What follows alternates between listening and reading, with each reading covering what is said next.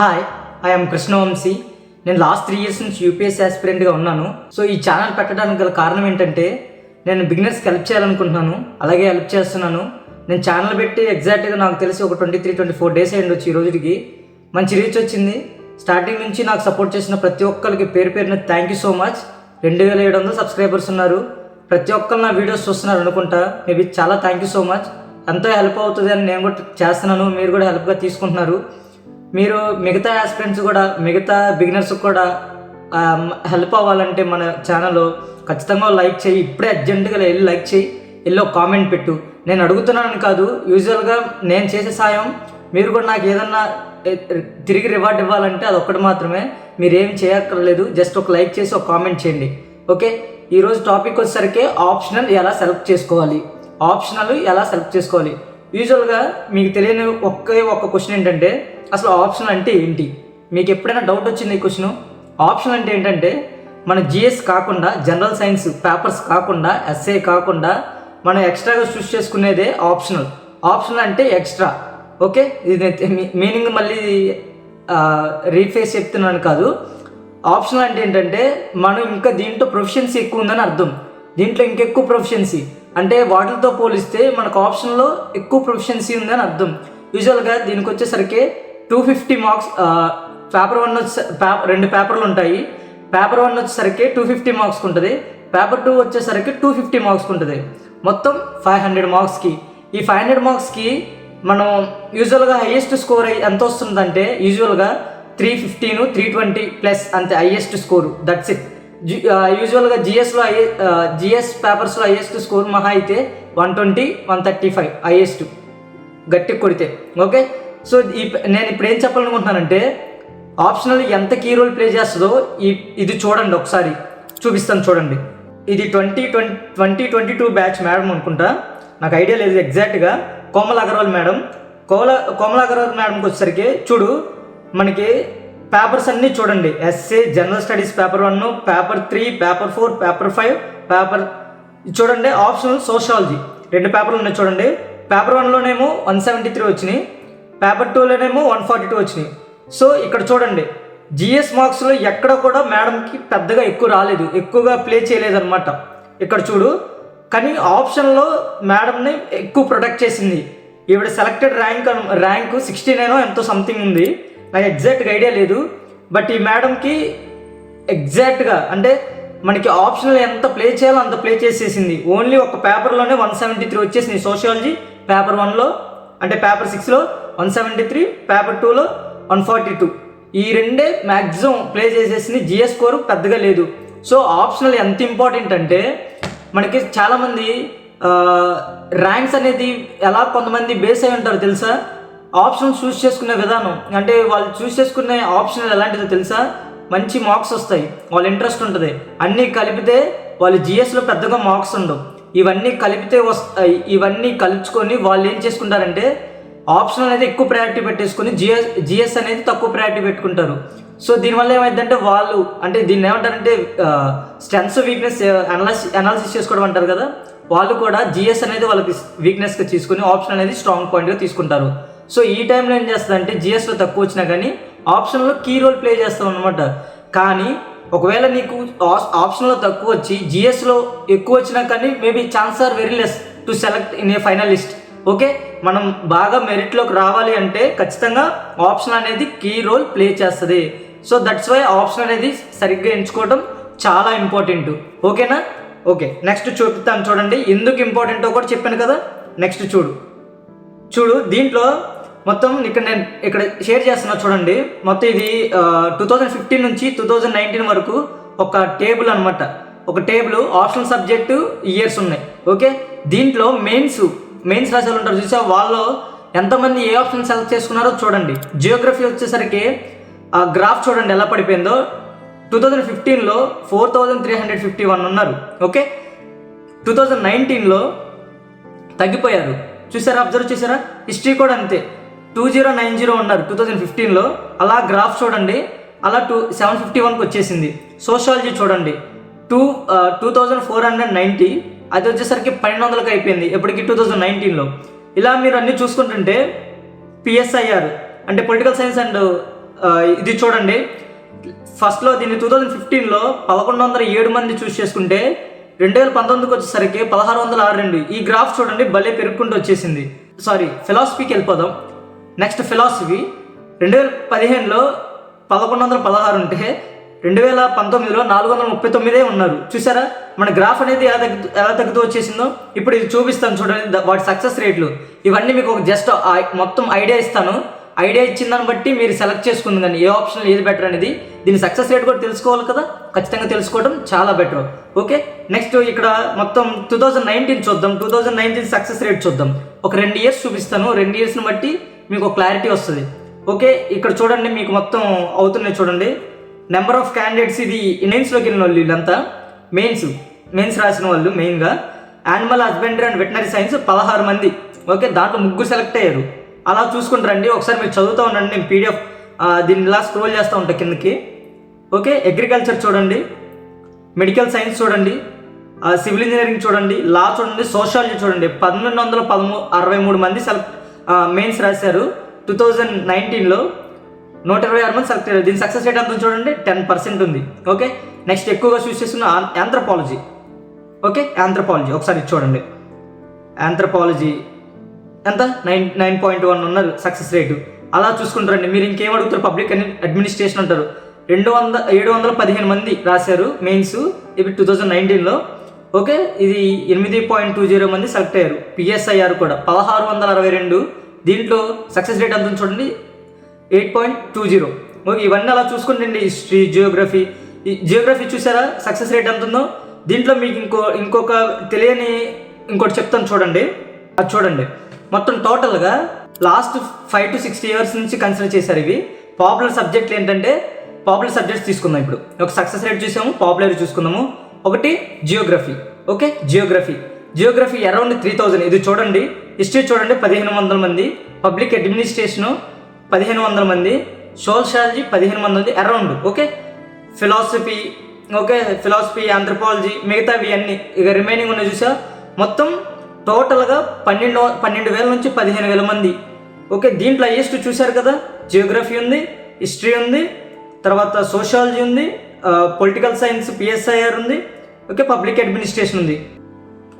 Okay, ఇప్పుడు లిటరేచర్కి వెళ్ళిపోదాం. మీకు అన్ని జస్ట్ మీరు వీడియోని ఖచ్చితంగా చూడండి చివరి వరకు, ఒక క్లారిటీ అనేది వస్తుంది. ఈ క్లారిటీ కోసమే నేను కూడా కష్టపడి వీడియో చేస్తున్నాను. ఖచ్చితంగా క్లారిటీ వస్తుంది. క్లారిటీ వచ్చేంత వరకు వీడియో చూడండి. మధ్యలో మీరు ఇది నాకు సంబంధం లేదనుకుంటే మీ కర్మిక. Okay, highest scoring literature optional subjects చూద్దాం. చూడండి ఇక్కడ వరుసగా ఉన్నాయి. Hindi literature, Kannada literature. Okay, 2019 అవి. ఓకే, చూడండి ఒక్కొక్కటి. వీన్ని మీరు ఎప్పుడైతే తెలుగు లిటరేచర్ అంటున్నారు, మన తెలుగు అంటారు కదా, తెలుగు లిటరేచరు 32 మంది అపీర్ అవుతూ దాంట్లో ఒక్కరు మాత్రం సక్సెస్ అయ్యారు.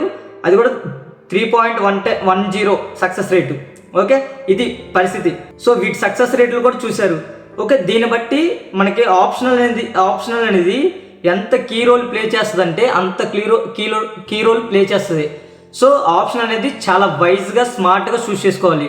ఓకే, ఇప్పుడు వాట్ ఆర్ ద ఫ్యాక్టర్స్, ఏవేవి ఫ్యాక్టర్స్ కన్సిడర్ చేసుకొని మనం ఆప్షనల్ అనేది సెలెక్ట్ చేసుకోవాలి. అర్థమైందా? ఓకేనా? దీన్ని బట్టి మనం ఒక చిన్నది ఇది చేద్దాము. ఒక ఫ్యాక్టర్స్ ఉంటాయి, ఒక 6-5 ఫ్యాక్టర్స్ ఉంటాయి, నేను చెప్తాను. దాన్ని బట్టి మీరు ఆప్షన్ అనేది సెలెక్ట్ చేసుకుంది కానీ. ఓకేనా? ఓకే, చెప్తాను చూడండి. ఓకే, ఫస్ట్ వచ్చేసరికి personal interest and passion. Okay, personal interest and passion. ఇప్పుడు ఒక ఆప్షన్ చూస్ చేసుకుంటే ఇంట్రెస్ట్ ఫుల్గా ఉండాలి. ఆప్షన్ అనేది చాలా ఇంపార్టెంట్. సో నా ఆప్షన్ వచ్చే సోషాలజీ. నాది బెస్ట్ ఎగ్జాంపుల్ చెప్తాను చూడండి. ఓకే, బెస్ట్ ఎగ్జాంపుల్ నాకు చెప్తాను. ఏమంటే నాకు ఆప్షన్ అనేది ఎందుకు సోషాలజీ తీసుకున్నానంటే, నేను నా BTech second year third year టైంలో నేను ఏం చేసేవాడినంటే, నాకు ఒక దగ్గర కూర్చోబుద్ధి కాదు. ఓకే, నేను చదువుతున్నది ఏం చేశాను, ఖాళీగా ఉన్న టైంలో వెళ్ళి పక్కన ఊరిలో ఆ గేదెలు ఎలా ఉన్నాయి, వాళ్ళు పీపుల్ ఎలా ఇంటరాక్ట్ అవుతున్నారు, ఓకే ఏమేం క్యాస్ట్లో అనిపిస్తున్నాయి, పెద్ద పెద్ద ఇల్లు ఏం కనిపిస్తున్నాయి, వాళ్ళ పరిస్థితులు ఎలా ఉన్నాయి, అక్కడ ఎన్విరాన్మెంట్ ఎలా పనిచేస్తుంది, ఆ విధంగా నేను అన్నీ చెక్ చేశాను. సో నాకు అలాగా ఊరు తిరుగుతూ ఉండేవాడిని. నేను వీక్లీ 1 ఊరు వెళ్ళేవాడిని చుట్టుపక్కల. ఓకే, నేను బండి వేసుకుని సైకిల్ వేసుకుని ఏదో వెళ్ళేవాడిని. తర్వాత నేను రెండోసారి ఏం జరిగిందంటే, రెండో పాయింట్ ఏంటంటే, అనాథాశ్రమానికి వెళ్ళేవాడిని. అనాథాశ్రమానికి వెళ్తే నాకు తెలిసేది అక్కడ పిల్లల పరిస్థితి ఏంటి, వాళ్ళ పిల్లలు ఏ స్థాయిలో ఉన్నారు, అసలు నిజంగా ఎందుకు జాయిన్ చేశారు, వాళ్ళ కాజు అండ్ ఎఫెక్ట్ ఏంటి అనేది నేను అనాథాశ్రమానికి వెళ్ళేవాడిని, 1-2 అనాథాశ్రమానికి వెళ్ళాను. సో నాకు అలా ఒక ఐడియా వచ్చింది. సో నాకు అంత ఇంట్రెస్ట్ ఉంది ఆ సోషాలజీ తీసుకున్నాం. సిమిలర్గానే నీకు కూడా ఇలాంటి ఇంట్రెస్ట్ ఉందా? Do you genuinely love your subject? Okay, do you genuinely love your subject? అప్పుడు మాత్రమే నీకు ఈ ఆప్షన్ ఎట్లా చూస్ చేసుకోవాలో అర్థమవుతుంది. ఓకేనా? ఫస్ట్ పాయింట్ నీకు ఇంట్రెస్ట్ ఉండాలి, ప్యాషన్ ఉండాలి. రెండోది, ఫర్ ఎగ్జాంపుల్ ఇప్పుడు ఇఫ్ నీకు హిస్టరీ తీసుకున్నావు అనుకో, హిస్టరీ తీసుకుంటే దాంట్లో ఎంపైర్స్ ఉంటారు, కింగ్డమ్స్ ఉంటాయి, రెవల్యూషన్స్ ఉంటాయి, సంథింగ్ ఏమి ఉంటాయి కదా, అవి నీకు ఇంట్రెస్ట్ ఉంటే తీసేసుకో. ఓకే, నెక్స్ట్ పాయింట్ వచ్చేసరికి ఫెమిలియారిటీ అండ్ ఎడ్యుకేషనల్ బ్యాక్గ్రౌండ్. నీ బ్యాక్గ్రౌండ్, ఫర్ ఎగ్జాంపుల్ నాది ఇంజనీరింగ్ వాళ్ళకి ఈజీగా ఏ సబ్జెక్టులు ఉంటాయి నేను చెక్ చేసుకున్నా. పైగా నాకు ఇంట్రెస్ట్ అది, నాది వదిలేండి, నా కేసు వదిలేండి, ఇంకెవరిదో ఫర్ ఎగ్జాంపుల్ నేనే అనుకోండి, ఇంక వేరే మా ఫ్రెండ్ అనుకోండి, మా ఫ్రెండ్ పిఎస్ఐఆర్ తీసుకున్నాడు. ఓకే, పిఎస్ఐఆర్ ఎందుకు తీసుకున్నాడు? వాడి ఇంట్రెస్ట్, వాడికి బీటెక్ నాతో పాటు, వాడికి ప్రస్తుతానికి వాడికి ఏం కావాలి, బాగా ఆప్షన్ స్కోర్ చేయాలి, వాడి ఇంట్రెస్ట్ పిఎస్ఐఆర్, వాడికి బ్యాక్గ్రౌండ్లో ఏమీ లేదు, అసలు బ్యాక్గ్రౌండ్ ఏం లేదు, ఈ స్టార్టెడ్, వాడికి ఈజీ అనిపించింది, సక్సెస్ రేట్ చూసుకున్నాడు, ఓకే అనిపించింది, చూస్ చేసుకున్నాడు, వాడికి ఇంట్రెస్ట్ అది. ఓకే, నెక్స్ట్ మీ బ్యాక్గ్రౌండ్, ఇప్పుడు ఫర్ ఎగ్జాంపుల్ డిగ్రీ బ్యాక్గ్రౌండ్ వచ్చేసరికి డిగ్రీ వాళ్ళకి వచ్చేసరికి కొంతమంది ఆర్ట్స్ బ్యాక్గ్రౌండ్స్ ఉంటారు, అంటే హిస్టరీ, కామర్స్, ఎకానమీ ఇవి ఉంటారు చూసావా, వాళ్ళకి చాలా ఈజీ అయిపోద్ది సబ్జెక్టు. దాన్ని బట్టి ఎకానమీ కూడా తీసుకోవచ్చు, హిస్టరీ తీసుకోవచ్చు. సో మీ బ్యాక్గ్రౌండ్ బట్టి కూడా సెలెక్ట్ చేసుకోవచ్చు. ఫస్ట్ ఇంట్రెస్ట్ ఉండాలి, తర్వాత బ్యాక్గ్రౌండ్ ఉండాలి. ఓకేనా? Next syllabus length.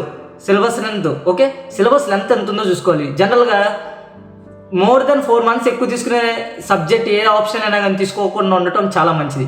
4 monthsలో మనకి ఆప్షన్ అనేది కంప్లీట్ చేయాలి. నువ్వు ఇది కనుక మోర్ దెన్ 4 months తీసుకుంటే ఆ ఆప్షన్ అనేది నీకు టైం ఎక్కువగా తీసుకుంటుంది తప్ప నీకు వచ్చే బోనస్లు ఏం లేవు. ఓకే, నీ బోనస్ టైం అంతా తీసేసుకుంటుంది. అర్థమైందా? సో నేను చెప్పేది ఏంటంటే సిలబస్ కూడా మంచిగా ఉండాలి. సిలబస్ కూడా మనం ఒక పర్టికులర్ టైంకి అవగొట్టుకోవాలి. ఓకేనా? ఇంత టైంకి అవగొట్టుకుంటే కానీ మనం పెట్టుకున్న షెడ్యూల్కి ఇంత టైంలో అవగొట్టుకోకపోతే మనకి టైం అదంతా తినేస్తుంది, ఇటు ఇది అవ్వదు, అది అవ్వదు, చాలా రిగ్రెట్ అవుతాం. ఆ రిగ్రెట్లోనే టైం వేస్ట్ అవుద్ది. ఓకేనా? Next overlap with general science. ఇప్పుడు నాది వచ్చేసరికి ఓవర్లాప్ అంటే ఫర్ ఎగ్జాంపుల్ చెప్తాను చూడండి, నా సోషాలజీ మొత్తం ఒక 3 దాంట్లో ఓవర్లాప్ అయి ఉంటుంది. ఒకటి GS1. ఓకే, GS4లో కూడా ఓవర్లాప్ అయి ఉంటుంది. ఓకే, ఎస్ఏలో కూడా ఓవర్లాప్ అయి ఉంటుంది. ఇంకోటి GS2లో కూడా, GS4లో అవ్వకపోవచ్చు ఎథిక్స్లో. ఓకే, GS2లో కూడా అవుద్ది, సోషల్ జస్టిస్లో. సో నాకు ఇన్ని విధాలుగా ఓవర్లాప్ అవుతుంది, సోషాలజీ తీసుకున్నాను, ఓవర్లాప్ అవుతుంది. సో మీరు కూడా అలా చెక్ చేసుకోండి ఏవేమి ఓవర్లాప్ అవుతున్నాయి అనేది. ఓకేనా? ఓవర్లాప్ సబ్జెక్ట్లనే తీసుకోవాలి. ఓకే, నెక్స్ట్ 5th వచ్చేసరికి రిసోర్స్ అవైలబిలిటీ అండ్ గైడెన్స్. ఇప్పుడు నువ్వేదో తీసుకుంటావు, ఫర్ ఎగ్జాంపుల్ నీ ఇంట్రెస్ట్ ఏంటంటే ఫిలాసఫీ అంటావు. ఓకే, ఫిలాసఫీ అంటావు, చాలామంది ఫిలాసఫీ అంటారు. ఫిలాసఫీ బాగుంటుంది. ఓకే, నీకు చాలా ఇంట్రెస్ట్, ఫిలాసఫీ తీసుకున్నావు, దానికి మెటీరియల్స్ ఉండాలా, దానికి గైడెన్స్ చేసే వాళ్ళు ఉండాలా. ఏమీ లేకుండా నువ్వు తీసుకుంటే చూశారు కదా, మన సక్సెస్ రేట్ ఇందాల తెలుగు లిటరేచర్ తీసుకుంటే ఎంత ఉంది, 0.3.1 ఉంది. అంటే 32 మంది రాస్తే ఒక్కరు సెలెక్ట్ అయ్యారు 2019లో. నెక్స్ట్ ఇయర్ అవ్వచ్చు, అవ్వకపోవచ్చు. సో దీన్ని బట్టి నువ్వు కన్సిడర్ చేసుకో, is it right are wrong అనేది. ఓకేనా? రిసోర్స్ అవైలబిలిటీ ఉండాలి, తర్వాత గైడెన్స్ కూడా ఉండాలి. దీన్ని బట్టి నువ్వు చూస్ చేసుకోవాలి. అర్థమైందా? నెక్స్ట్ కొన్ని కామన్ మిత్స్ ఉంటాయి. ఓకే, ఆప్షనల్ సబ్జెక్ట్, ఆ ఆప్షన్లో సంబంధించి కొన్ని కామన్ మిత్స్ ఒకటి ఉంటాయి. నువ్వు అది ఖచ్చితంగా ఒకటి వినాలి. కామన్ మిత్స్ ఒకటి ఉంటాయి. ఏవేంటంటే కొన్ని ఆప్షన్స్ అనేది ఎక్కువ స్కోర్ చేస్తావు అనే ఒక మిత్ ఉంటుంది అనమాట. There is no highest scoring optional subject. Okay, నా ప్రకారం only because of their interest. ఆ ఇంట్రెస్ట్ వాళ్ళ స్మార్ట్నెస్ను బట్టి అంత స్కోర్ వస్తాయి. అర్థమైందా? ఒక పర్టికులర్ సబ్జెక్ట్ నువ్వు ఏ ఆప్షన్ తీసుకున్నా కానీ విత్ ఇన్ ద టైం మేనేజబుల్గా చేసేది. ఈవెన్ టైం మేనేజబుల్ కాకుండా ఈవెన్ నువ్వు టైం ఎక్కువ పెట్టుకుంటా అన్నా కానీ నువ్వు హై స్కోర్ చేయగలుగుతావు. ఈవెన్ మ్యాథమెటిక్స్ ఎంత కష్టం, చూస్ చేసుకోవట్లా, ఎంత కష్టమైనా కానీ. సో ఫిజిక్స్ కూడా చూస్ చేసుకుంటున్నారు, మన ఇంజనీరింగ్ బ్యాక్గ్రౌండ్ కూడా చూస్ చేసుకుంటున్నారు. సో నువ్వు చూస్తే దీన్ని బట్టి తెలుసుకో. నువ్వు ఇంకా దీన్ని బట్టి అసలు మిత్స్ అనేది వదిలేసేయి. ఓకే, హైయెస్ట్ స్కోరింగ్ మిత్స్ అలాంటివి ఉంది. పాపులర్ ఉంటే చూసావా, కొన్ని సోషాలజీ అని, ఆంథ్రోపాలజీ అని సంథింగ్ ఇవి ఉంటాయి కదా పాపులర్ ఆప్షన్ సబ్జెక్ట్స్, వాటి కాంపిటీషన్ ఎక్కువ ఉంటుందని ఫీల్ అయిపోతాం. ఓకే, అలాంటిది ఏమి ఉండదు. నీవు ఎగ్జామినర్కి నువ్వు ఏ సబ్జెక్టు నీ అక్కడ మెయిన్ క్వాలిటీ కంటెంట్ అంటే మెయిన్స్లో క్వాలిటీగా రాస్తే నీ అంత ఇంకొకడు ఉండడు. అదేనా, అలాంటి ఏం లేదు. Too much competition, less competition, too much అలాంటివి ఉండదు. If you right quality answer you will get more marks, అంతే సింపుల్. అంతమించి ఏం లేదు. ఇలాంటి కాంపిటీషన్ అలాంటివి ఏమి ఉండవు. కాంపిటీషన్ని ఎలా ఉంటాయి, నువ్వు బాగా రాసావు అనుకో నీకు ఇస్తాడు. ఓకే, యావరేజ్గా రాస్తే వాడు మార్క్ లేడు. ఎగ్జామినర్ కూడా, యూపీఎస్సీ బోర్డ్ ఎగ్జామినర్ కూడా up to the certain mark అంటే వాళ్ళు అనుకున్న దానికి రీచ్ అయితేనే వాళ్ళు మనకు మార్క్స్ వేస్తారు.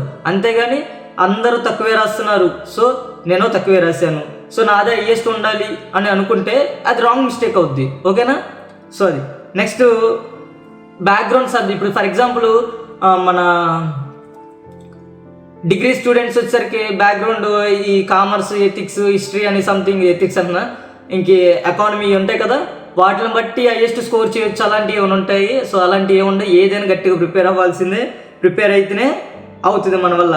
ఓకే, నేను వచ్చేసరికి నా ఫైనల్ టిప్స్ కొన్ని ఉన్నాయి. ఫైనల్ టిప్స్ కూడా ఇస్తాను. ఓకేనా? సో నువ్వు ఫస్ట్ చేయాల్సింది ఏంటంటే డౌన్లోడ్ చేసుకో సిలబస్ని. ఓకేనా?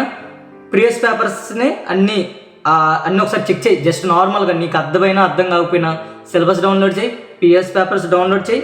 ఒకసారి వెళ్ళి చెక్ చేయి అసలు ఏంటి కథ, ఏం నడుస్తుంది, అసలు దేని గురించి ఏంటి, పేర్లని తెలుస్తాయి కదా. ఒకసారి చూస్తే వెళ్ళి ఒకసారి యూట్యూబ్లోకి వెళ్ళి డెమోస్ట్రేషన్స్ ఉంటాయి, డెమోస్ట్రేషన్స్ వెళ్ళి చూడు. జస్ట్ ఫీల్ అవ్వు ఆ సబ్జెక్ట్ ఎలాంటిది అనేది.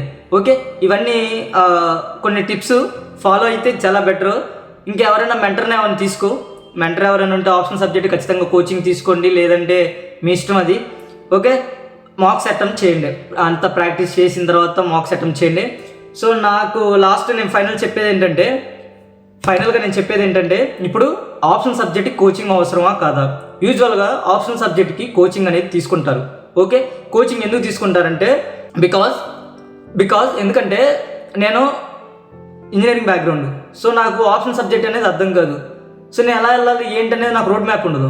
సో ఒక గైడ్ని తీసుకుంటే, ఒక మెంటర్ని తీసుకుంటే నాకు ఇది ఉపయోగపడుద్ది. ఇక్కడ కోచింగ్ అంటే మెంటర్ అండి, అంతమించి ఏం లేదు, ఉపయోగపడుతుంది. సో మ్యాప్ గీస్తాడు, మన వీక్నెస్ స్ట్రెంత్ అనేది ఆయన అనలైజ్ చేస్తారు. అతను లేదా ఆవిడ అనలైజ్ చేసి మనం ఎంత దూరం వెళ్తున్నాము, ఎంత చదవాలి, ఏంటి వాళ్ళంతా క్లియర్గా చెప్తారు. సో దీన్ని బట్టి మనం డిసైడ్ అవ్వచ్చు ఇంత పాత వరకు వెళ్తున్నాం, ఎంతవరకు వెళ్తున్నాం అనేది. సో కోచింగ్ అనేది అవసరం ఉండదు అనేది బేసిక్గా ఖచ్చితంగా చెప్పలేము. But person to person vary అవుద్ది. డెఫినెట్గా 90% ఆప్షన్లకి అయితే కోచింగ్ తీసుకుంటారు, అది షూరిటీ. ఇక మీ ఇష్టం అది. మిగతా 10%లో ఉంటారా ఉండరా, ఆ 10% కూడా మాక్ టెస్టుల కోసం తప్పదు. 100% మాక్ టెస్టులు రాస్తారు, 1% కూడా ఉండరు. అంటే ఫస్ట్ అటెంప్ట్ ఇచ్చేవాళ్ళు, సెకండ్ అటెంప్ట్ ఇచ్చేవాళ్ళు ఖచ్చితంగా రాస్తారు. థర్డ్ అటెంప్ట్ ఇచ్చేవాళ్ళు రాయకపోవచ్చు, ఎందుకంటే వాళ్ళకి ఆల్రెడీ ఫుల్గా ప్రాక్టీస్ చేసే ఉంటారు. సో దీన్ని బట్టి మీరు అర్థం చేసుకోండి ఆప్షన్ అనేది ఎంత కీ రోల్ ప్లే చేస్తుందో. ఓకేనా? బాగా చదవండి. ఇప్పుడు నెక్స్ట్ నేను వీడియోస్ చేస్తుంటాను ఒకదాని తర్వాత ఒకటి. ఇప్పుడు వరకు చూసావంటే నీ క్యూరియాసిటీ, నీ డిజైరు, నీ బర్నింగ్ డిజైర్ నేను చెప్పగలను. ఓకే, లాస్ట్ నేను ఫైనల్గా చెప్పేది ఒక్కటి, మీరు ఏ సబ్జెక్ట్ ఎంచుకున్నారో ఒకసారి నా కామెంట్లో టైప్ చేయండి. ఫర్ ఎగ్జాంపుల్ మీరు ఎంచుకున్నా కానీ. So all the best.